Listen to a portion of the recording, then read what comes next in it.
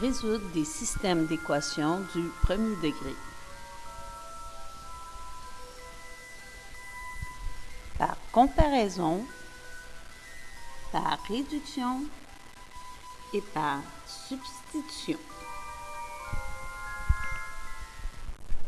Alors, par comparaison, nous devons en premier isoler la même variable dans les deux équations. Donc, nous pouvons choisir d'isoler x dans les deux équations et d'isoler y dans les deux équations. Dans cet exemple, isolons x.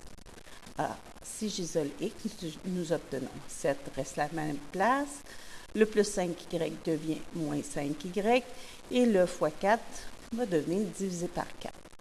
Pour la deuxième expression, nous avons x qui va être égal à moins 12y.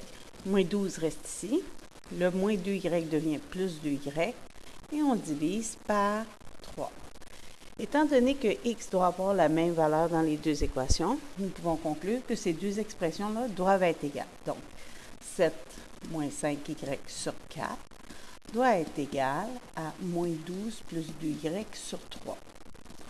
Alors, si nous effectuons le produit croisé ou en mettant tout le monde sur le même dénominateur, ce qui revient au même, on obtient 3 fois 7, 21, 3 fois moins 5y, moins 15y, qui est égal à 4 fois moins 12, moins 48, et 4 fois 2y plus 8y. En isolant y, nous allons obtenir le moins 15y devient plus 15y. Nous obtenons 23y. Le moins 48 devient plus 48, nous obtenons 69. Donc, on a y en divisant par 23, 3. Maintenant, pour trouver la valeur de x, nous pouvons remplacer dans la première équation ou dans la deuxième équation y par sa valeur, ou dans n'importe quelle équation équivalente.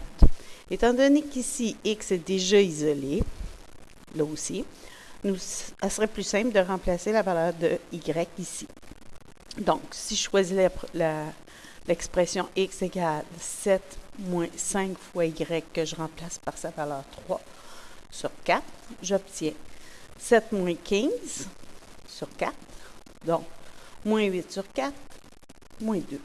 Alors, nous avons trouvé notre coupe solution, 3, qui est moins 2 pour la valeur de x et 3 pour la valeur de y. Alors, en remplaçant x et y dans les deux équations, nous pouvons vérifier que moins 2, 3 est bien la solution du système. Maintenant, par réduction. Par réduction, il s'agit de simplement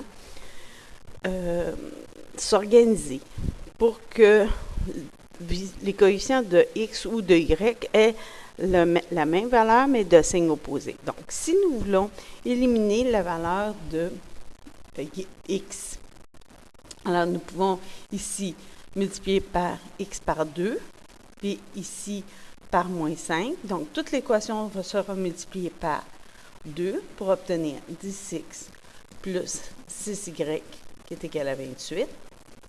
Dans la deuxième équation, pour avoir le même coefficient mais de signe contraire, nous devons multiplier par moins 5. Donc, moins 10x, moins 35y, qui est égal à 30. Maintenant, il s'agit d'additionner nos deux règles. Donc, 10x moins 10x, ça s'annule. Nous venons d'éliminer une variable. On a 6y moins 35y qui devient moins 29y, qui est égal à 58. On isole maintenant y, étant donné qu'il nous reste tout simplement une seule variable. Donc, y devient moins 2. Maintenant, pour trouver la valeur de x, il s'agit toujours de la même façon de remplacer la valeur de y par la valeur que nous venons de trouver dans une des deux équations équivalentes, dans une des deux équations du début ou dans n'importe quelle équation équivalente. Dans ce cas-ci, c'est plus simple de remplacer dans l'équation que nous avions au départ, étant donné que les chiffres sont plus petits. Alors, nous avons 5x plus 3 fois, j'ai pris la première équation, 3 fois y qui est moins 2, qui est égal à 14. Donc, on a 5x moins 6 qui est égal à 14. On isole, donc 5x va être égal à plus 6, 20. X va être égal à 4. Alors, nous avons notre coupe solution qui se trouve être ici. X c'est 4, Y moins 2. Et de la même façon, nous pourrions remplacer les valeurs de x et y dans les deux équations pour pouvoir vérifier que notre coupe-solution fonctionne dans les deux règles. Par substitution maintenant.